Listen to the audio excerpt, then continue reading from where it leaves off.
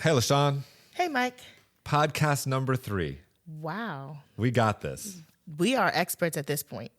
Absolutely. So we have Kaleb today. Yeah. I'm excited for everybody to meet him if they don't know him already. Here's my question for you. Okay. Other than working with me for all these years together, what's the most authentic, powerful learning experience you've had? Oh, other Than that. Yeah. We don't have to talk about that. Yeah, I could think of thousands. That's a really great question. One that I have to think about. We can edit. Okay, great.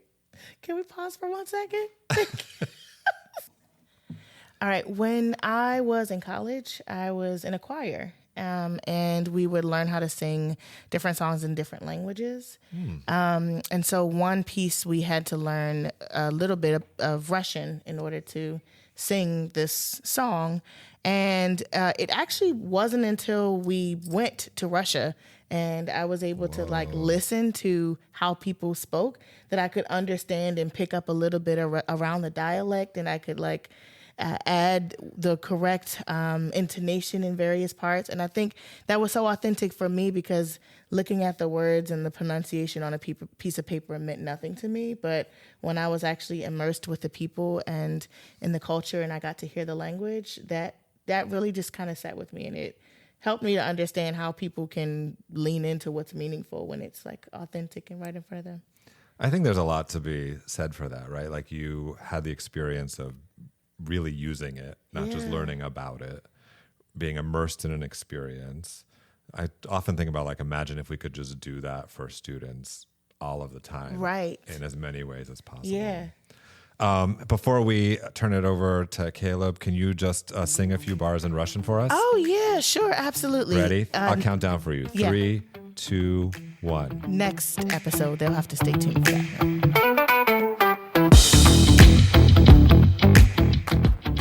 Welcome to the Flipped Podcast. Or Flip Ed. However you hear it, this is a place for joy and dreaming of education. In each episode, you will hear from educators with an idea, a vision, a revolutionary thought that could flip a switch and change schools for our changed world. I'm LaShawn. I'm Mike. Welcome to Flipped. Welcome to Flip Ed. Kaleb is an educational innovator and former CEO of HTH High, a network of 16 project-based learning schools in San Diego. As founder and creative director of the Center for Love and Justice at HTH High Graduate School, he collaborates with students, educators, families, and global partners to transform education systems. Kaleb's impact spans countries like Canada, Hong Kong, Spain, Portugal, and Ghana. With expertise in human development and educational leadership, his work focuses on fostering creativity, equity, and innovation in schools worldwide. We are so excited to have you here with us today, What's Kaleb. good, family? I'm so excited to be here. Let's get it. Awesome. And I'm just going to add one other thing about Kaleb, which was the year of COVID. We had to plan a progressive education summit digitally or virtually, right? And I'd been a fan of Kaleb's work from afar. I'd never met him. And I reached out and was like, Kaleb, I'm Mike from Baltimore. We're doing this thing virtually. Will you do it? And he was totally like, yeah, I'm down. That's amazing. He really helped me for that first virtual summit in 2021. It was our 10th anniversary. So thanks for that. And that was the beginning of our conversation. And now you're stuck with us. Absolutely. Let's get it. All right. So Kaleb, we're interested today ultimately in what's your big idea for flipping education. But before we get there, what's something about you that you love to do that's outside of this work? If you had space, place, time, what brings you joy, fulfillment, passion outside of the work? Several things. How about I just lay out maybe a couple of them? So one thing, excuse me. One thing I love to do is I love performance art. I love going to the theater, and I love seeing people live on stage doing their thing. Cirque du Soleil, Alvin Ailey, just to see these sort of beautiful expressions of people's art, people's what they pay attention to in the world and how they manifest that in different ways, in different stages and places in their lives is amazing. So I'm a theater rat. I don't have like a deep like understanding of it, but I've got like a sincere appreciation for like the art. So that's one thing I love to do. That's just, it just fills my soul, man. The second thing is awesome. Like, I love to get outdoors. So I love all the things related to like camping and hiking, but I also enjoy surfing. I'm not very good at surfing, by the way. Like, I do something out there on the water, but it ain't really surfing. But then like, I also really enjoy flying single engine aircraft. So I started about 2 years ago learning like how to fly. And on the very first, my very first attempt, my very first class, the guy, my instructor, hands me the wheel, and I'm like, dude, why are you giving me the wheel? I just got here. And we end up taking off right over a freeway. And the first time it's a thing when you fly your very first time, but then when you actually are aloft and you get this incredible view of the world, it is addictive. So do you fly on your own now? No, I'm working on my license.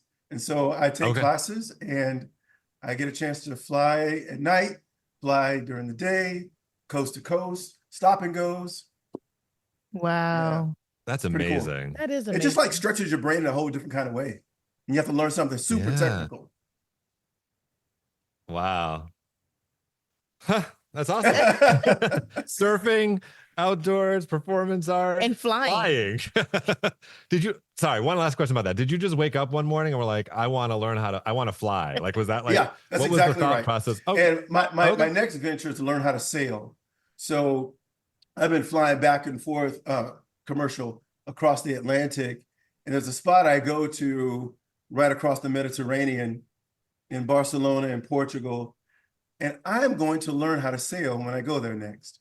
And it's just, there's something about like the ability to navigate and learn something complex and like move, whether it's on the ground, in the air, on the sea. Yeah. Thanks, Kaleb. Yeah, I need to change my hobbies a little bit. Mine feels so boring. Like reading books. Thanks, Kaleb. So I don't know this about you yet.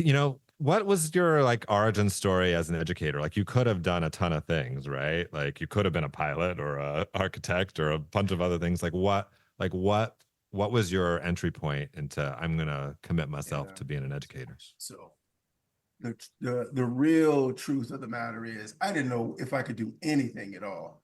I come from the dirty South.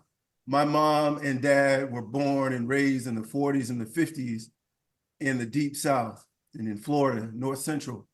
And so where I grew up, there's a lot of brothers like me didn't really have a whole lot of opportunity.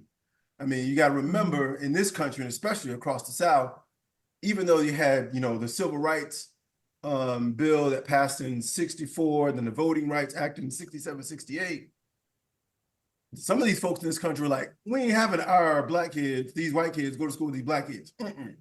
So it was like another 10, 12, 13 years where kids didn't go to school. And so I grew up in this like very, very segregated place. And when I go back home, I just went back home for Christmas. Most of my people still live there on the segregated side of Southeast Gainesville, Florida. And so when I was like a kid, I was like 16 years old, I was like, I don't know what the hell's going on here, but like, it seems like I should have more options than either don't go to jail and don't get killed. And so for me, I didn't even know I was going to like make it, because so many of my own cousins in my own family were not making it. There were like no options, man. So yes, I could have been anything, but at the same time, coming from where I came from, Eastside High School, put you on blast. I was a senior class president, honors classes. Not one time did anybody have a conversation with me about a progression to college. Not one time. Mm. Not one time, fam. And I'm gonna tell you what, I'm low on the intellectual like totem pole. There are a lot of people way smarter than me who I went to school with. And they're incredible people. And I just think about these swaths of people who are lost in this system. My cousins, my friends, my family, my neighbors on the Southeast side. Anyway, so I had to leave Gainesville and I joined the Marines. And that's what took me to San Diego. And while I was in San Diego, I was a football player. So I played football in high school, played football in the Marines, played football in college. When I was all done with the Marines, this recruiter like sees me playing, is like, yo, you should come to our school and play. I'm like, okay. I mean, what else am I gonna do? I'm not gonna go back to Florida. Ain't no options there for kids like me. So to make the story a little faster, when I went to college, I was thinking I was gonna like major in something that's gonna make me a lot of money. So I was about like computer science, engineering, mathematics. Like I was gonna bang on that hard. And I was good at like following these simple little logical rules. I can do that shit all day. I can do that all day. It's all right. We're allowed to curse on this podcast. I could do that all day. But then in the course of my studies, I run into like the great work of those who came before me that I did not get in high school. So I read about, you know, the Medgar Evers and the Malcolm X's and the James Baldwin and all these folks who have just been like putting it on the line. I'm like, okay, I guess I just can't be just about myself. Right. And so that's what kind of got me thinking, I need to work in education, man. I need to do something that gives back to this broader movement of liberation for my people. So that's what kind of got me thinking, not the individual capitalistic track for me, but rather what can I do that might be of service to my people? And not to out your age, but how long have you been now in the work of education? I'm 49 years old. I'll be 50 next month. Next month, what's your birthday? February 21st, man. Congratulations. Yeah. So I turn 50 next month. And so I've been in education since 2000 was when I first started. That's when I got my first classroom. Wow. And by the way, I'll just say, like, you know, the thing that really like turned me up was just maybe two things. One is like my own education, realizing like what the system did not want me to know. Right. And then two, the sort of like recognition, like, oh, this is what I need to know. And I ain't gonna find that in no textbook, because in the words of the great Henry Clark, John Henry Clark, great historian, scholar, those who have programmed you into oblivion cannot program you out of it. And for me, I knew I had to go in education because my quick story, my father's name was Robert Lee Minter. He named me as his son, Robert Lee Jr. Nah, fam, I'm gonna tell you something. Like, ain't no damn way I'm gonna be a Robert Lee from the South. Ain't, no thank you. But this is the way the system works.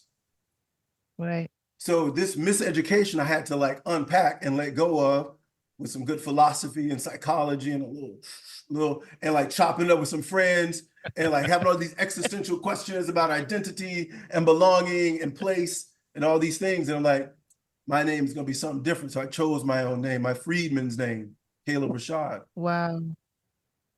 Wow. So those are my origins, fam. You got to understand just a little bit longer than the just like, oh yeah, no. It comes from a place, you know what I mean? Absolutely. So the whole idea of this podcast is to really like focus on one idea, like an inspired idea that would really flip a classroom or flip education or flip a system on its head to really transform it and make it better, right? There's probably, we all have lots of ideas, but like, what's the one idea you want to bring to the table today? Like, what's your flip? Well, I got to say this before I say the flip, because, you know, there is a naivete, I think, when you think about like flipping school, changing school, transforming schools. My background, my PhD is in organizational change and relational trust, which means I've studied systems generally, how do industries outside of education make transformative change? And then specifically, how do those in education systems, both municipalities, counties, regions, states, networks, how do they do that? So I studied a little bit of that. Not an expert in it, but I studied a lot of it. So what I say is, it is an extreme fallacy to think there's one little thing that you can do within an ecosystem and it changes everything. It just don't work. Like it just does not bear out. So I say that to say, if there are some conditions that are in place, if there is the proper context, if there's the proper enabling conditions, then this one thing is a thing that could catalyze that. That could also work in the sort of reverse that could help spur the enabling conditions. Okay, so you can go back. Right. You can go both ways. Yeah. So the one thing that I think that has been monumentally transformative as a witness to other people doing it. And I did not always grow up in high tech. I was always part of the deep learning network. I worked in the hood, man. I worked in Moreno Valley, California, and not even in those places, this thing worked. And it was the idea of making learning public. Making learning public. Now, making learning public does a few things. And I'm going to describe like what it is. Because it can come in different forms. But making learning public, and this comes from Ron Berger's work. He's done probably the best work to articulate it extremely well. I'm a total fan of Ron Berger's work. Yeah. Same. So the idea is that young people do work that matters to them in their communities. And then in the pursuit of answering the bell to challenging questions, challenging situations, complex problems, they create something that addresses that challenge, and then they make that learning public to an audience outside of the school, and not just parents and grandparents and aunties and uncles and all them, but also like professionals in the field who can give them feedback about what they've created. What I found is these sort of things kind of work in public. So if you think about the broader banner is making learning public, great. Within that, there are exhibitions. Within that, there is number 2, presentations of learning. And then number 3, there's the curation of work. Together, that sort of umbrella of making learning public, it honors cultural funds of knowledge, diverse ways of being and knowing. It elevates the work. It is the ultimate expression of like, I've done something and the people are coming to see what I've created. Yeah. And it creates a sense of purpose, right? I think the one thing I would say is I'm glad you gave some fullness to that, right? Because I think, maybe in previous times, making learning public meant putting a bulletin board outside with all of the A papers. Right. So when we say like making or celebrating work, I think there's another component that you bring up in that is far beyond just, it's not about just celebrating success or acknowledging success, right? It is about the interaction. There's some interaction that's happening in that making work public that gives it its purpose and authenticity and all of the things that you said. Yeah, and authenticity is a key aspect to it, and there's 2 other parts. Authenticity is one. A second is complexity. Third is craftsmanship. So in the authenticity, what we're talking about, this is not me, this is EL. I'm just referencing their work so others want to learn more. But the authenticity speaks to the young people's voices, what they are curious about, what they notice in their world, what they want to do something about.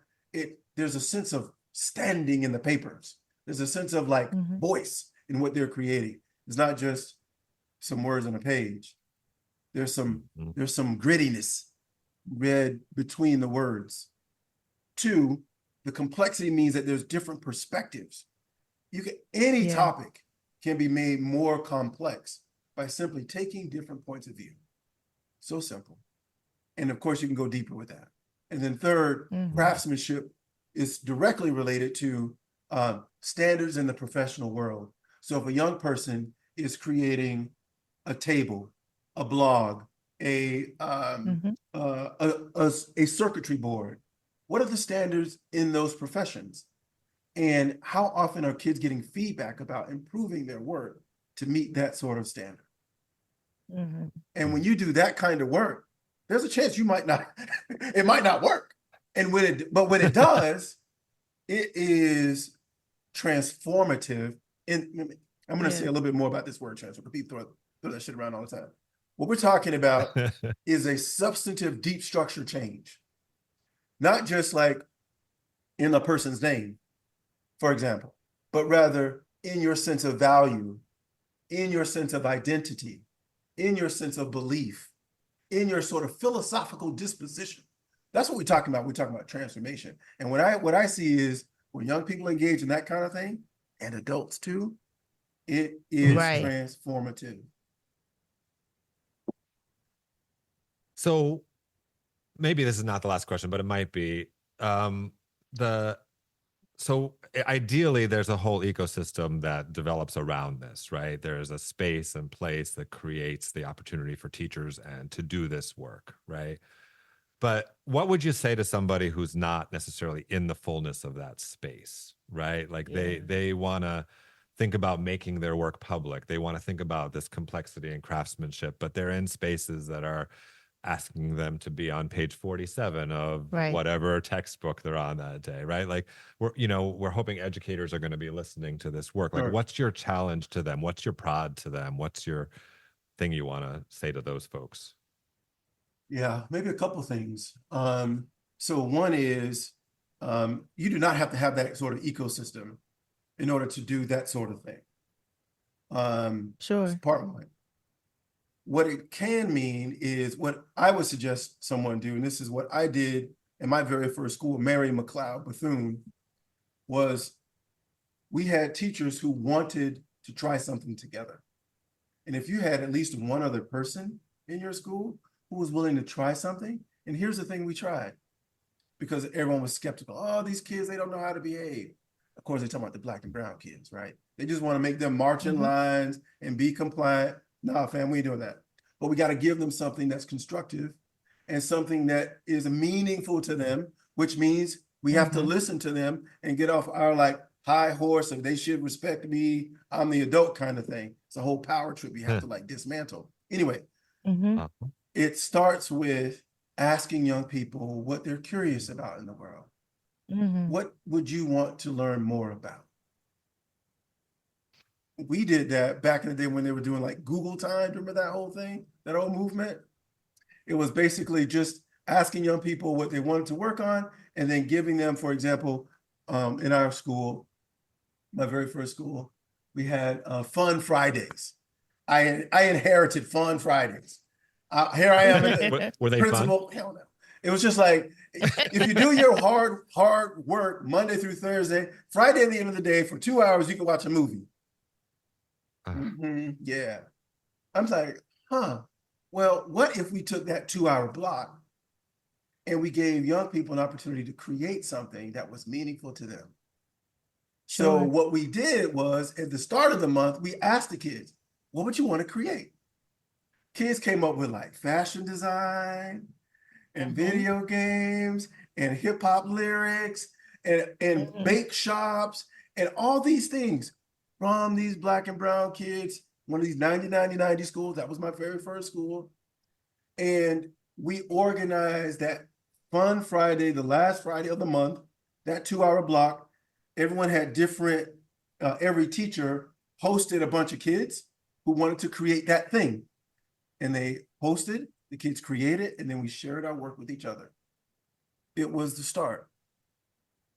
And so if you're a teacher who is like, man, I would love to do that. Yo, do it. Do it just with you. If you can't find one other teacher in your school, you can, if you've got a 30-minute block, a 1 hour block, an hour and a half block in a week's time, and young people said, I really would love to work on this. Make a list of it on the board and say, yo, if we do our work this week, on Friday, you're going to have opportunity to create something that matters to you. Yeah. Awesome. I love that. It actually reminds me of your, when LaShawn taught first grade, your extinction project. Didn't that come from? It absolutely came straight from that. I had planned a project about something that the kids just weren't interested in. And then it didn't, I was so excited about it as a teacher. And then I presented it to the kids and they looked at me like, what? This isn't fun. But they had a sincere interest in animals. And that interest then led to like the advocacy work of it. And before you know it, the kids designed this project that they were so deeply involved in, and they wanted to know how they can stop the extinction of animals. I mean, 6-year-olds what a tribute. Are researching what a tribute and understting. Yeah, that's a tribute to you and your relationship with them to say, hey, here's what I created. What do you think? I think it exactly went just like that. Were you there?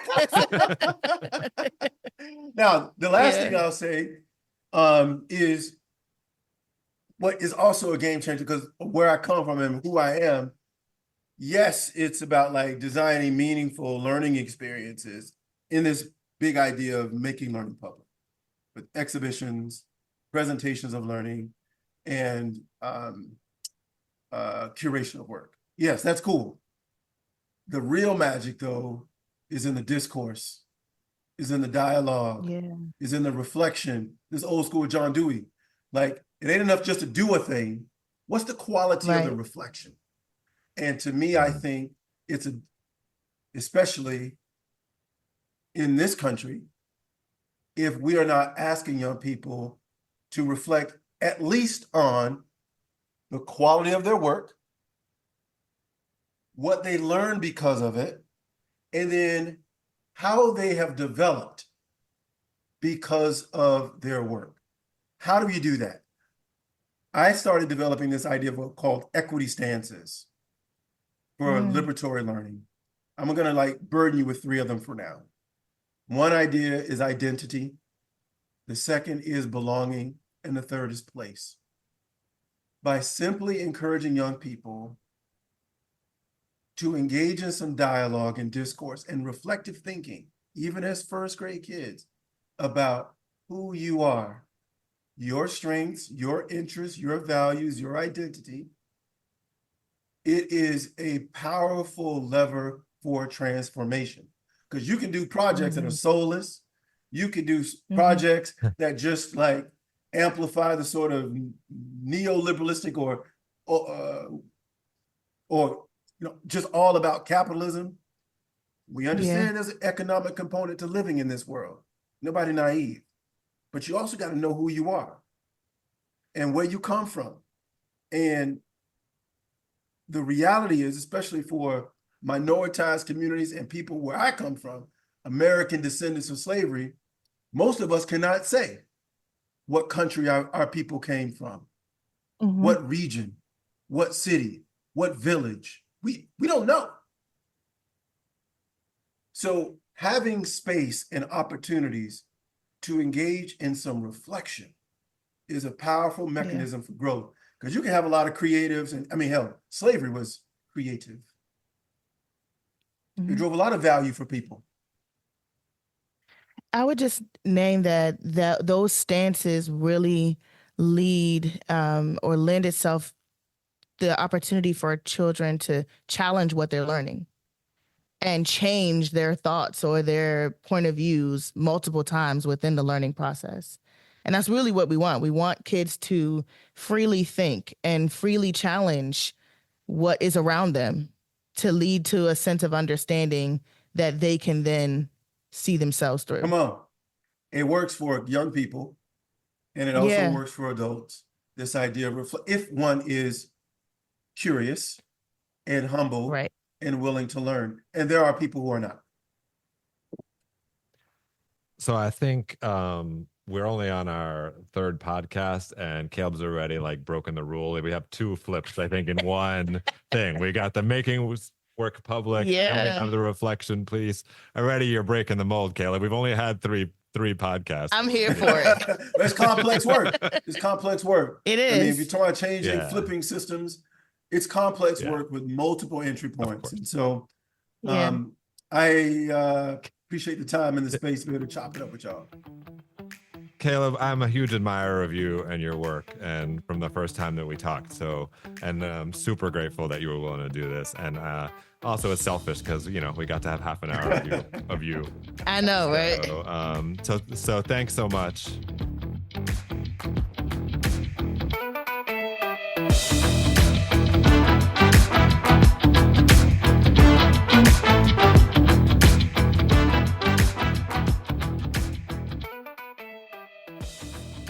All right, so LaShawn, who's going first for the takeaway? I think I'll go first. Really? Yeah, I know you were hoping to.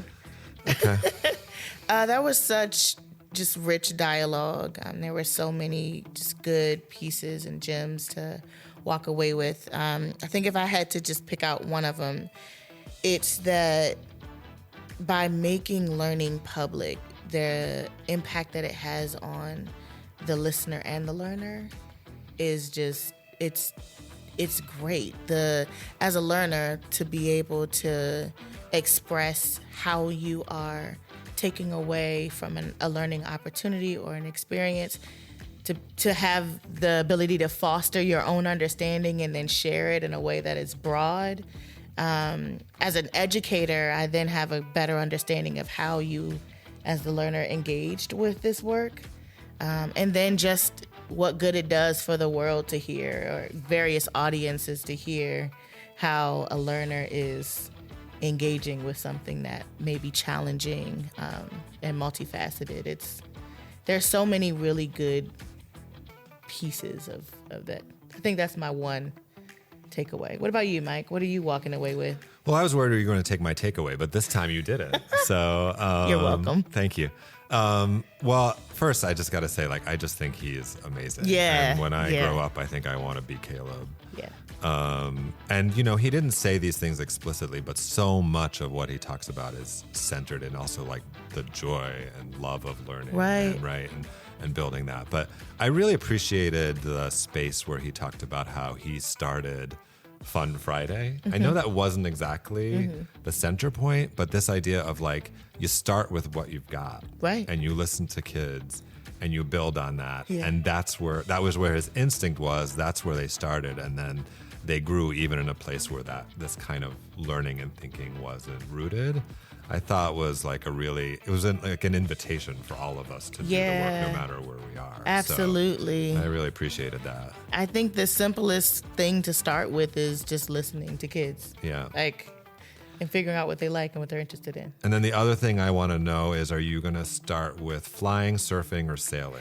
I thought about that. I think I'm going to start with flying. I want to defy gravity. There's a song about that. There is. Great. Excellent. Yeah. Can you just make sure you fly in the other direction, not over Baltimore? No promises. All right.